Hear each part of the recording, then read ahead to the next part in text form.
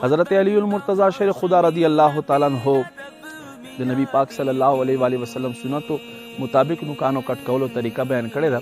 فرمای د خلاص د شهادت ګوتې نه به شروع کې دا یوه به پرېږدې، دا به کټ کې، دا به کټ کې، دا به کټ کې، دا به کټ کې. هغې نه بعد به د ګس لاس دا د کچې ګوتې بیا ورپسې بیا ورپسې بیا ورپسې بیا ورپسې په آخر کې به د دې ګوتې نوک کټ کې. نوکان چې کله کټ کې نو علما فرمای مستحب طریقه دا دی چې کلمه شهادت پې ووایه او چیرته خخ کا، ولې چې په ورځ د قیامت په دا نوکان د ستا چې دی د ستا ایمان ګوی کوي او دا هم د ستا د جنت ذریعه کېدی شي. پس خاصی باندې نه دی غورځول پکار. نوکان کټ کا، نوکان کټ کولو نه بعد خخ کا یا چیرته یو پاک زی باندې واچوه.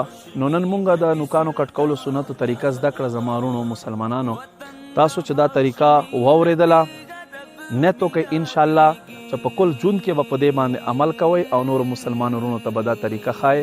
مالک لم یزل دې مونږ ته عمل توفیق نصیب کی. وما علی الا البلاغ.